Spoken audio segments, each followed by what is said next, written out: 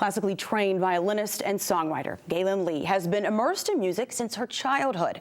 While she says her primary focus in life is on her career as a musician, it was her rise to fame after winning the 2016 NPR Tiny Desk contest, when she also took on a new role, that of a disability advocate and public speaker.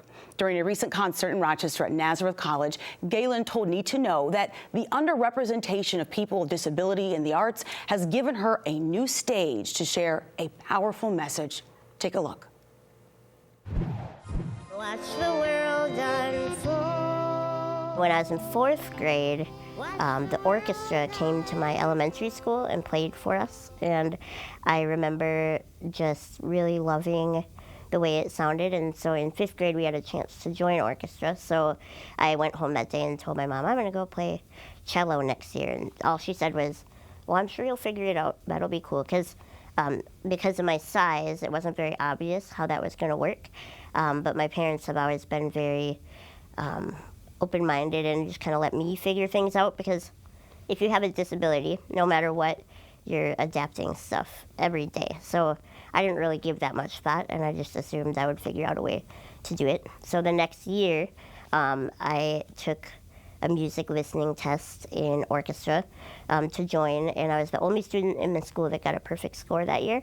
So the teacher, I think, really wanted to help me figure it out. So we kind of just experimented with all the different instruments, and the cello was actually too big, and then the violin on my shoulder was too big as well, but we compromised and found a way for me to play the violin like a cello, and I've been doing that for 23 years.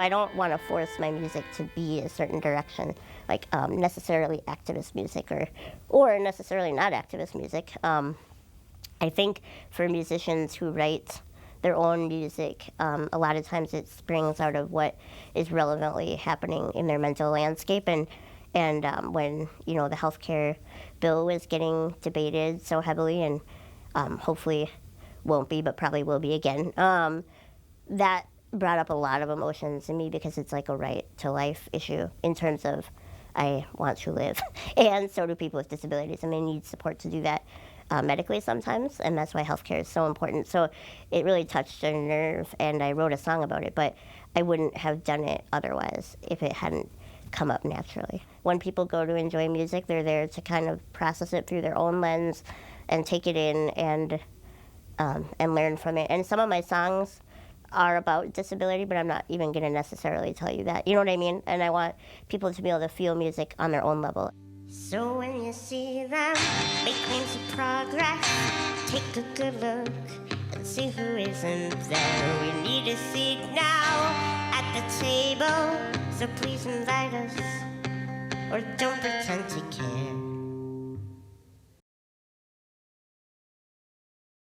Music isn't necessarily all about performance, and that music is much bigger than that. It's been around since humans have been around. I was really inspired by a student of mine who is 62 when I met her. She had started playing like about 8 years earlier, and violin's a pretty hard instrument, so it's not something you just like pick up and you're automatically good at.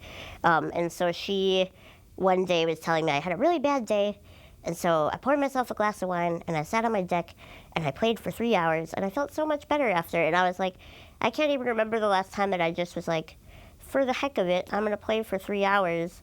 I just was really inspired that like she had her goals weren't about like performing, and especially not at that day. It was just about like the act of playing music made her feel better, and that's what she wanted out of it. And I think sometimes, especially if you are a performer, it's easy to like think that that's what music is, and it's actually so much more than that. And then in terms of like my disability rights message, I just really I want to talk about it enough where we think about it as a part of like our culture. Disability isn't a negative thing. I talk about disability pride a lot, and it's about a natural part of the human spectrum. At some points they're more able-bodied, and at other points they're less able-bodied, and some people are born different levels of ability or whatever, but it's not a positive and a negative. A lot of the language we use around disability is very negatively charged.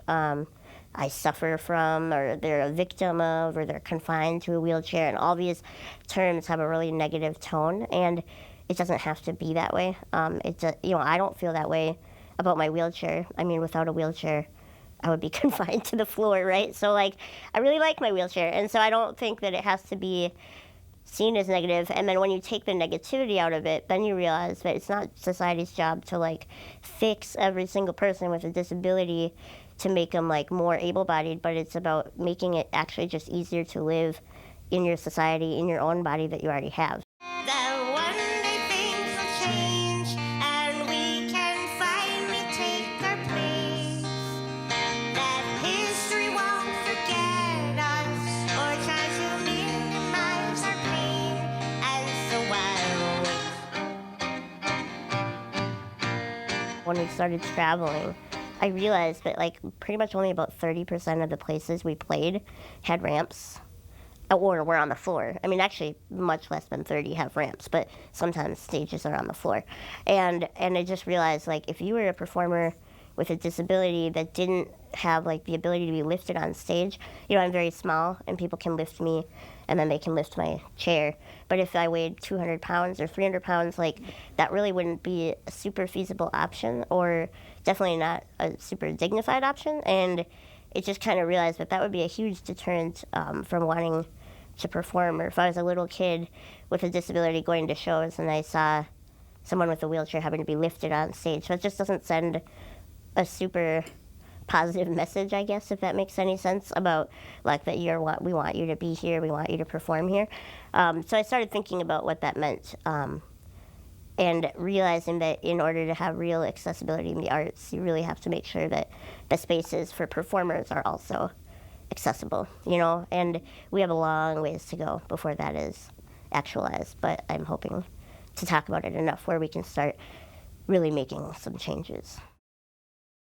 Galen's third full-length album is dropping this year. She says it's a collection of highly personal songs covering themes such as life, death, anger, grace, love, and disability rights. Learn more at GalenLee.com.